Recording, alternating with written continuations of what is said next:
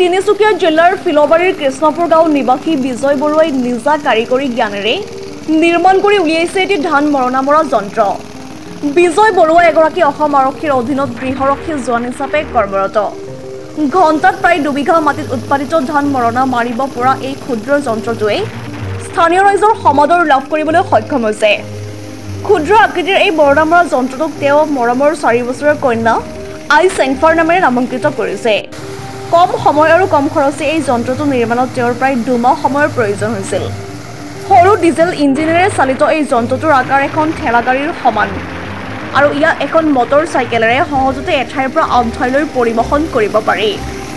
এগৰাকী ব্যস্ততাপূৰ্ণ চাকৰিত কৰ্মজীৱন কৰাৰ পিছতো নিজা কাৰিকৰী জ্ঞানে ধান মৰণা মৰা যন্ত্ৰ উলিয়াই বিজয় বৰুৱাই মূল শিৱসাগৰৰ শিমলুগুৰি নিবাসী তথা বৰ্তমান কৃষ্ণপুৰ গাঁৱৰ বাসিন্দা আনুষ্ঠানিক কাৰিকৰী শিক্ষা নোহোৱা বিজয় বৰুৱাৰ এই যন্ত্ৰৰে অঞ্চলটোত আগবঢ়াই অহা সেৱাত তেওঁৰ খুলখালী প্ৰতিম বৰুৱাই সহযোগ আগবঢ়াই আহিছে।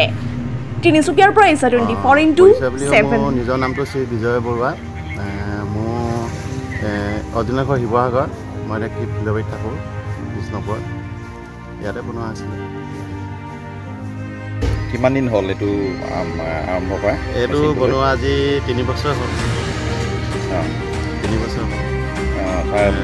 টেকন'লজিটো ক'ৰ পৰা লোৱা হৈছিলে? কাৰিকৰী জ্ঞানটো মই মোবাইলত চাইছোঁ, ইউটিউবত চাই পিনে বনোৱা হৈছিলে। এইটো আপোনাৰ ডিচেম্বৰ 20 চনৰ ডিচেম্বৰ আপোনাৰ 9 তাৰিখে উলিয়াইছিলোঁ। প্ৰায় 1.5 মাহ সময় লাগিলে আৰু বনাওঁতে। তাৰ যিবোৰ যন্ত্ৰপাতি কিবা কিবি মেচিনবোৰ কিনা হৈছিলে?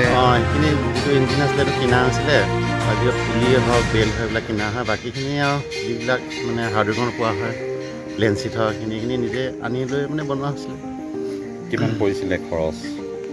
এইটো বনাওঁতে টোটেল মোৰ গোটেইখিনি মিলাই মানে 87 হৈছিলে 1000 মেচিনসহ। মেচিনৰ গোটেইখিনি মানে কমপ্লিট আৰু। তাৰপিছত এতিয়া আৰু বনোৱা হৈছেনে নতুনকৈ? বনোৱা হোৱা নাই, এইটোৱে প্ৰথম বনাইছিলোঁ, এইটো চলি আছে এতিয়া। তাৰপিছতে কিমান কেপাচিটি কিমান ইয়াৰ?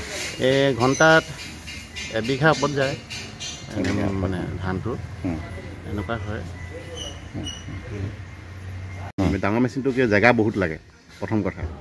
এতিয়া সৰু মেচিনটো এতিয়া আপোনাৰ ধৰক ধান এতিয়া 2 বিঘা মাটি আছে, ধান এটা এইখিনি আছে নহয় জানো, এই ধানখিনি মাৰিব নাই, ডাঙৰ মেচিনটো আহিবলৈ অকণমান দিগদাৰ পায়। কাৰণ ট্ৰেক্টৰখন লৈ তাত তেল পুৰে আৰু জেগা বহুত ধৰ লাগে। আজিকালি মানুহৰ জেগা কম, একেবাৰে সীমিত জেগা। এতিয়া সেই জেগা কম জেগাৰ কাৰণে ৰাস্তা বুলি কিছুমান জেগা সৰু জেগা ডাঙৰ ট্ৰেক্টৰ নোসোমায়। সেইখিনি কথা চিন্তা কৰিয়ে মানে এই বস্তুটো মানে সৰুকৈ বনোৱা হ'ল।